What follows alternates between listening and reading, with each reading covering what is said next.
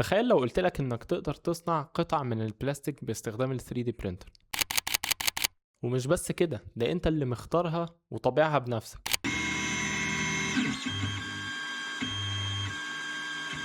مش علشان مجرد ان هي معروضة في مكان انت لقيتها فيه. فما تيجوا نشوف ازاي نقدر نبتدي بسهولة في عالم ال 3D printing. سريعا لو حبينا نشوف ايه هي الطباعة ثلاثية الابعاد اصلا، هي طريقة بنستخدم فيها انواع معينة من البلاستيك واللي بنحطه في الماشين اللي بدورها بتنفذ خطوات معينة عشان تقدر تبني القطعة بتاعتنا. انك تطبع حاجة ان كانت لعبة او بتأدي وظيفة معينة ده مش شيء صعب، والاحلى من ده كمان انك انت مش محتاج تصمم اي حاجه، لان في الاغلب هتلاقي اللي انت عايزه ده متصمم وجاهز على موقع من مواقع ال 3D printing.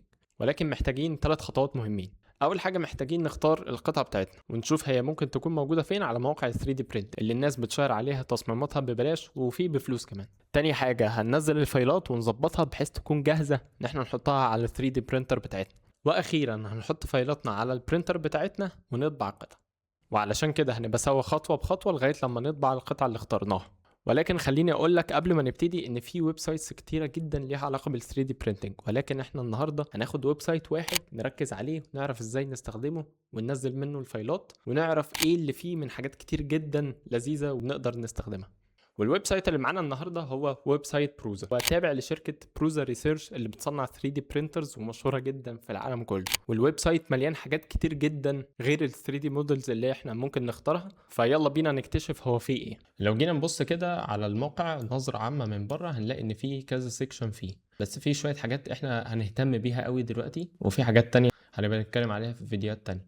اول حاجه ال 3D مودلز، احنا كده كده جايين عايزين نطبع قطع بارت معين، ان كان بقى جيم، مسند للموبايل، مسند للكاميرا، مع الحاجات اللي قدامنا دي. ده بيبقى موجود فيه كل ال 3D مودلز اللي انت تتخيلها بانواعها، تمام، بالكاتيجوريز بتاعتها هي على الجنب. تعالوا نختار قطعة نطبعها عشان نشوف احنا ازاي هنمشي من اول ما احنا ننزل الفايلات بتاعتنا لغاية لما نطبعها على البرينتر. مثلا تعالوا هنا نخش نختار حاجة لذيذة، هنلاقي مثلا في تويز اند جيمز، دوسنا عليها هننزل شوية كده كده كده. يعني مثلا ممكن نختار ميدالية مثلا او حاجة، يعني نطبع مثلا حاجة من ضمن الحاجات دي اللي هي الايكونز بتاعت ماينكرافت. هنلاقي هنا في الفايلز وفي ميكس اند كومنتس، في ريميكسز، في ريليتد مودلز، كولكشنز، ويوزر برنت فايلز. كل ده هنبقى نشوفه، ولكن خلينا نشوف الفايلز دي الملفات بتاعت الموديل بتاعنا. فهو حاططها لنا في فايلين، هو بيقول لك في ماينكرافت تولز ويز كي تشين هول، والتاني نفس كل حاجه بس بلس هو. سيبنا من الكلام ده كله، هنشوف مثلا الفايل الاولاني ده هتلاقي فيه كذا اختيار هنا، بيقول لك ايزي برنت، في سلايس، في داونلود. احنا عايزين نعمل داونلود، هندوس داونلود عادي خالص، ما فيهاش اي حاجه، تمام. فكده نزل لنا الايه، نزل لنا الفايل بتاعنا.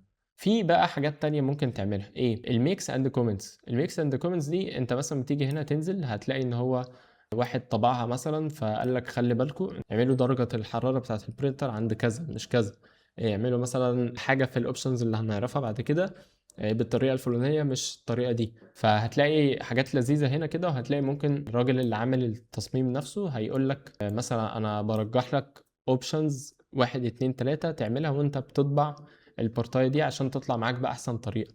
المهم اللي احنا عايزين نكون طلعنا بيه إن ازاي اخش ابقى فاهم الويب سايت، انا ممكن انزل ايه منه، ممكن اعمل ايه عليه، وهكذا يعني. وبس كده النهارده، واستنونا في الفيديو الجاي.